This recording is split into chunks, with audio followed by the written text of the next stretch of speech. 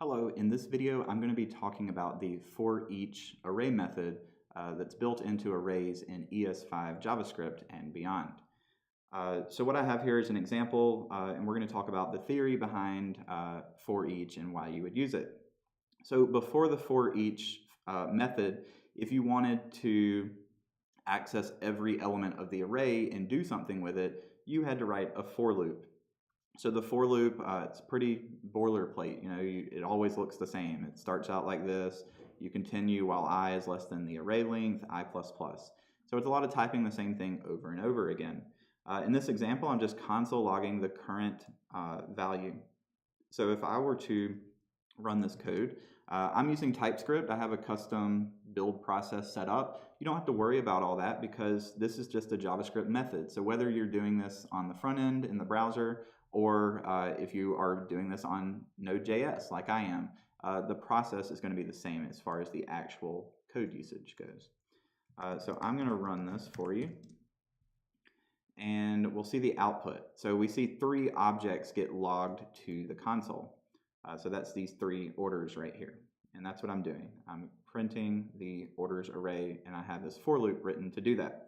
So how can I simplify this without having to worry about building a for loop every single time? So actually what I can do is I'm going to use the forEach method. So I'm going to start with the orders array, the variable that holds the orders array, and I'm going to use dot and call forEach. forEach is a method that takes a callback as the parameter. So I'm going to be using an ES6 arrow function as the callback.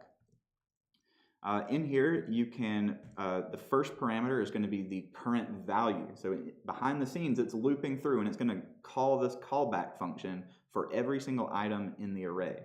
So the first thing is going to be the value in the current position in the array.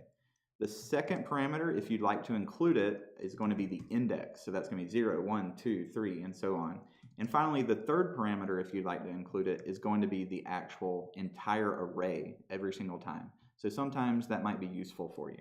In this example, we only need the value though. So that's all I care to put as a parameter.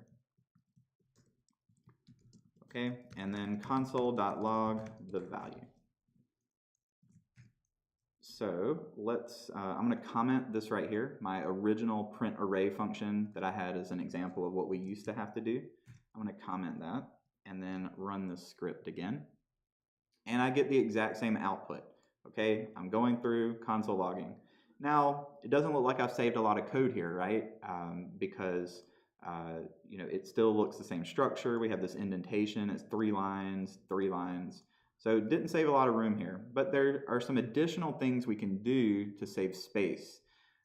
Instead of putting an inline function here to do this, we could actually pass it to another function. So we could say like another func. Now I haven't defined that, so I'm getting an error, but then it would take the current order and it would call this function and pass in the current order. So that could be useful to you. Or you could actually do the same thing with an arrow function all in one line. So for that, I'm going to use order and then console.log order. So that looks a little weird. I'm using some ES6 arrow function shorthands. Number 1, on the left side of the arrow, because I only have one parameter, I can drop the parentheses around the parameter list. And the second thing is to the right of the arrow, this is an implied return. So it just means that run this code here and return the value.